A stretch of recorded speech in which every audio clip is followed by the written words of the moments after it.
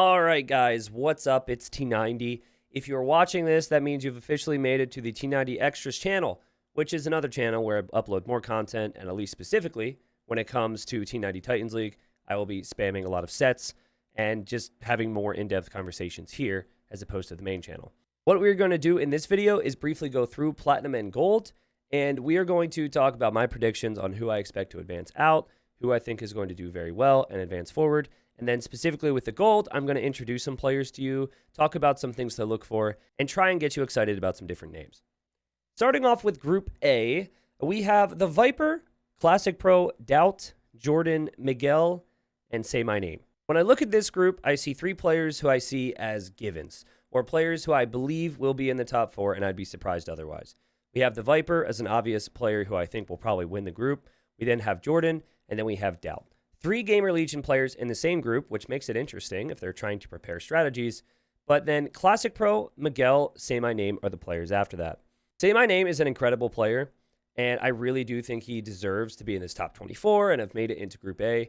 But this group is stacked like all these groups. And so I'm going to say that he is going to be one of the players who is relegated out after this season.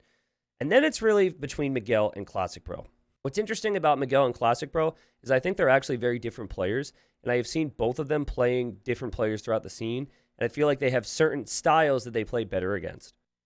Classic Pro, by the way, has really shot up this year, has been playing very well, and so it's tough for me because I think this might be a big opportunity for him that he's finally going to take. But I am going to lean towards Classic Pro still being relegated. I think it's going to be a really close fight down to the final weeks, but I'm going to say that the two that get relegated within Group A Classic Pro, and then Say My Name.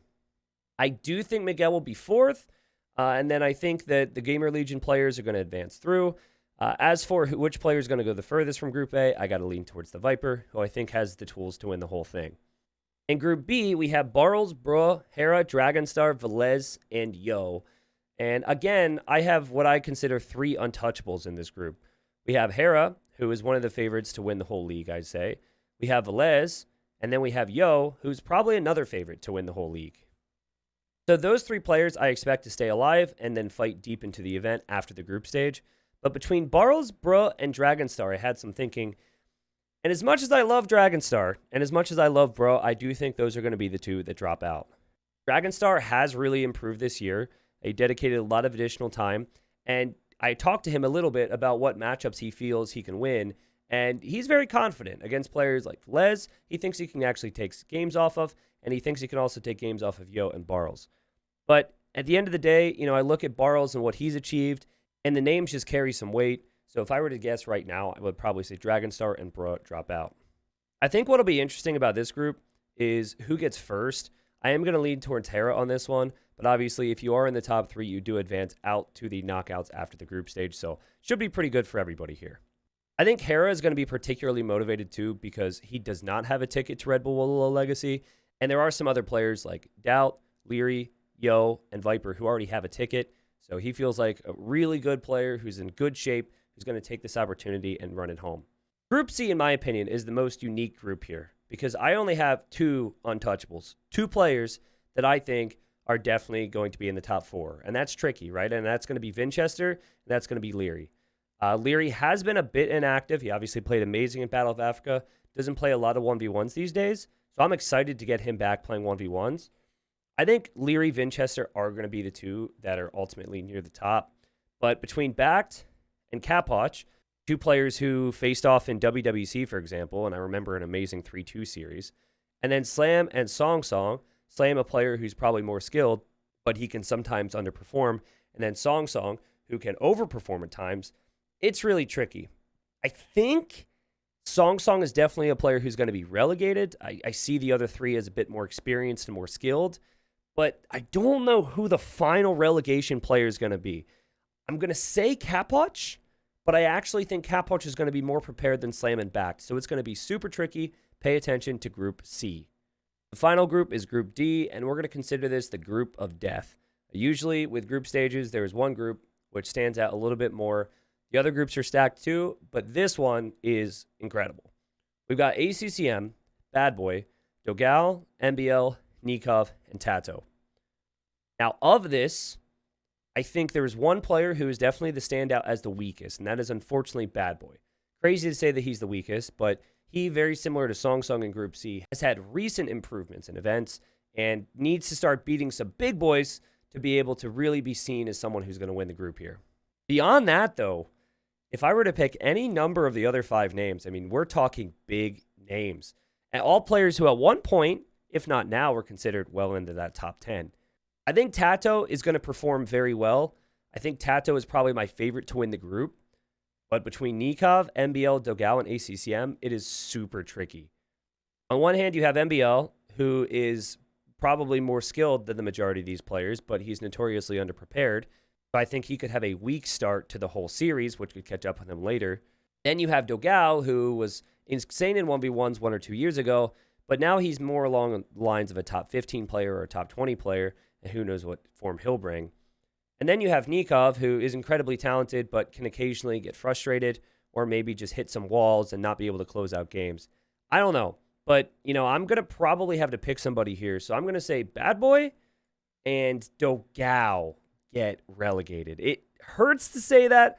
I'll probably get a text, but I think ACCM is going to be more motivated. I think he's been going crazy recently. So, yeah, I'm going to say Bad Boy and Dogao get relegated out. So something that's really important as we kind of sum up my predictions for Platinum is if you are in first place, you advance directly to the quarterfinals. And if you look at how the brackets are going to work, getting first place means you are going to avoid meeting another first place player. So this is huge. And we'll go up to Group B, for example. At Group B, you've got Hera and Yo in the same group. And let's just say you agree with me that Hera and Yo are the top 2 there. One person's going to be in second place, which means that person is likely going to bump into a first place player from another group in the quarterfinals. So there's just going to be these situations where we have these sick matchups. I mean, the round of 12 is going to be a sick matchup, but then the quarterfinals are guaranteed to be sick matchups, and I'm excited for it. Overall, in terms of motivation, in terms of what they get out of this, and in terms of what shape the players are in right now, I'm going to pick 4 players who I think would make it to the semifinals, and this is purely going to be on who I think is going to get first in each group. So to circle back, I think Viper is going to win Group A and put himself in a good position there. I think Hera is going to win Group B. In Group C, I'm actually going to go with Vinchester. I think Vinchester will be a little bit more consistent than Leary. I could see Leary dropping a game or 2 in some of these sets. And then the final group is the trickiest. I'm going to lean towards Tato, who again I think is going to make it to the semifinals then. As for who wins the whole thing, I don't know.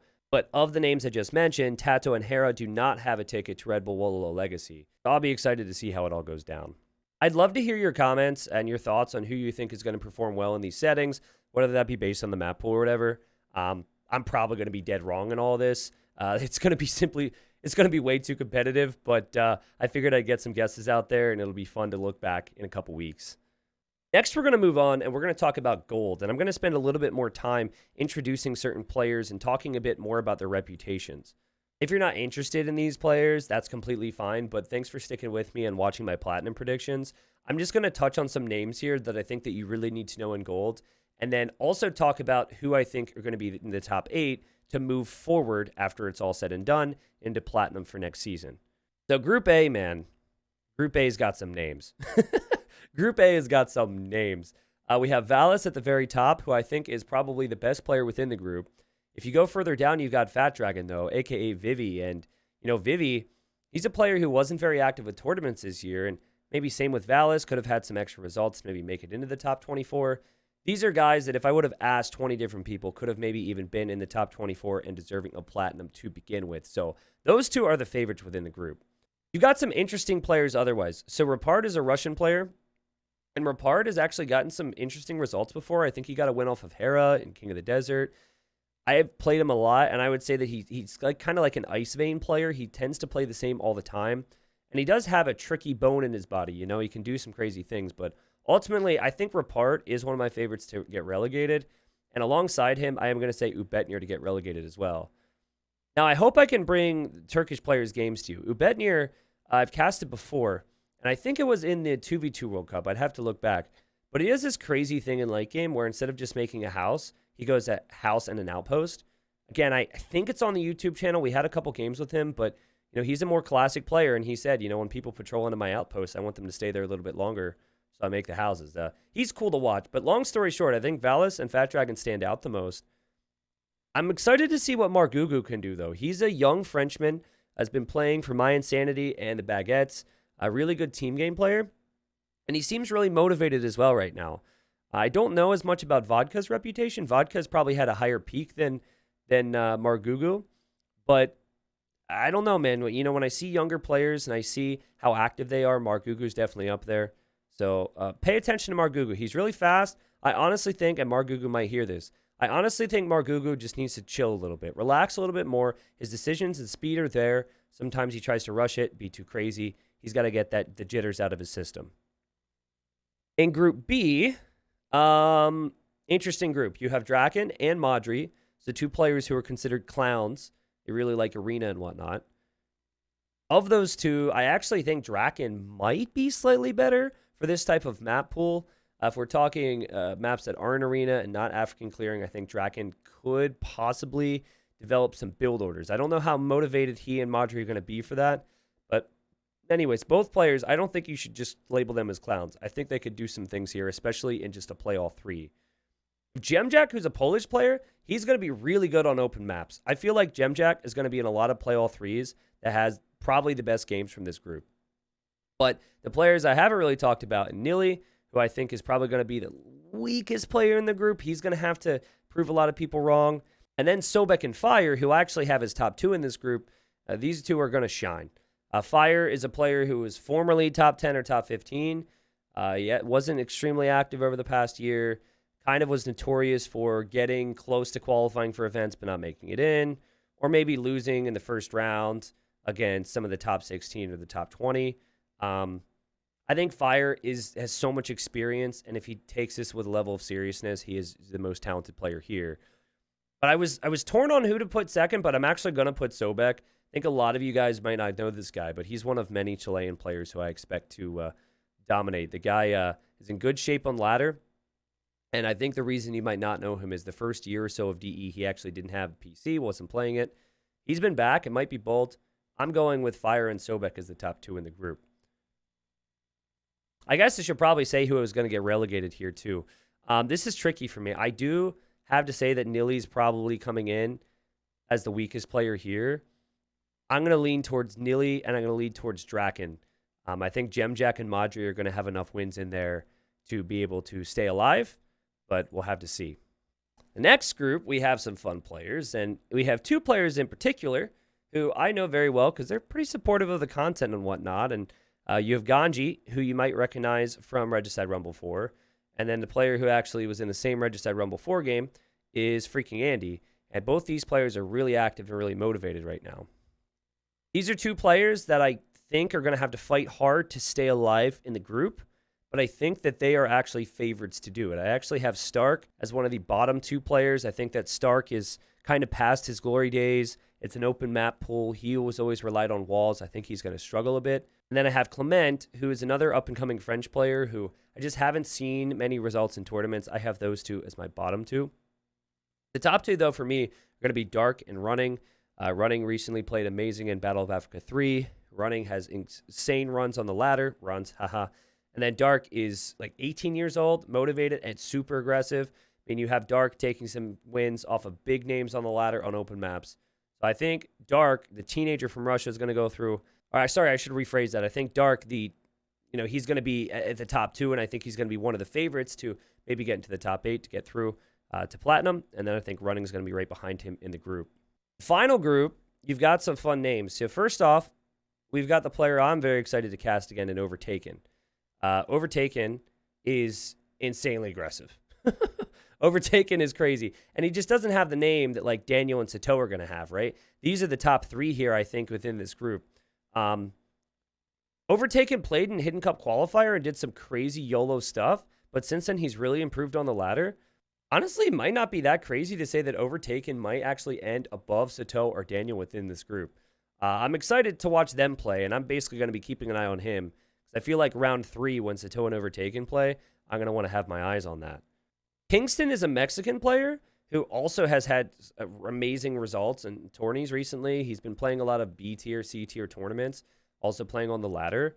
And I actually think Kingston is going to stay in the top 4. I actually think he has the skills to maintain his position within Group D. Sebastian is another young up-and-comer. He's Uruguayan.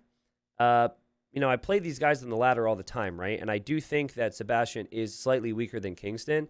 And then Bloodless, the American, who loves his closed maps, is as underrated as I think he is as well, actually, because I've lost to him on open maps and whatnot and watched quite a few of his games. I just don't know if Bloodless has what it takes to be top 4 in this group. So I'm going to say Sebastian and Bloodless end up being bottom 2 and relegated out after this season. Again, though, this group's pretty crazy because I don't really have a clear 2. I actually have a clear 3. It's very possible I'm overtaken a little bit. But, Daniel, Sato are the 2 that a lot of other people are going to say. I think they're going to be up there fighting for the top. Overtaken, though, keep an eye on him. So I went into this thinking that I was going to give a little bit more detail on the players. It started to feel like a little bit like it was running on. So let me know if you guys want more specific details on some of these names. Let me know if you disagree or agree with some of the things I've said. Again, I'm going to cover as much Gold League as possible. With all the Platinum and all of Gold happening at similar times, though, it's obviously going to be super difficult. So I'm going to bring the best individual games. I will cast some Golden League sets on occasion. And then I will guarantee that I cast all of the round of 12 quarterfinals and whatnot for Gold League, as that's going to be staggered and a little bit after the Platinum League, so there will be no overlap there. But yeah, I'm excited, man. I mean, again, the top 8 from this league, they are going to go through to Platinum next season. There's $20 per win in this league, whereas it's $40 per win Plat, and then there's also some prize pool to fight for too. But obviously, I think the big thing for these guys is to be able to stay active, to be able to prove themselves, and then to be able to make their way into Platinum. So really hoping it starts off well in Gold, and then eventually come like December, January, details aren't quite figured out just yet, there will be a silver bracket, and there will be players trying to fill the spots that are relegated out of here. So exciting times. Anyways, I've been working myself to death, guys. I hope you guys are looking forward to this and all that. I'm going to end this video now. But again, thanks for listening. Hope you're excited. People were asking me if I was going to play, by the way. Per ATP rankings, I was actually 50th. So I almost squeaked in. I was almost one of the players that I probably would have predicted was going to be relegated. I do kind of like the idea, though, of having to qualify within silver. I'm not playing a lot right now. I'm very busy with casting this, too. So just some things to look forward to in the future, I guess. Anyways, guys, again, thank you. Appreciate it. And see you all soon.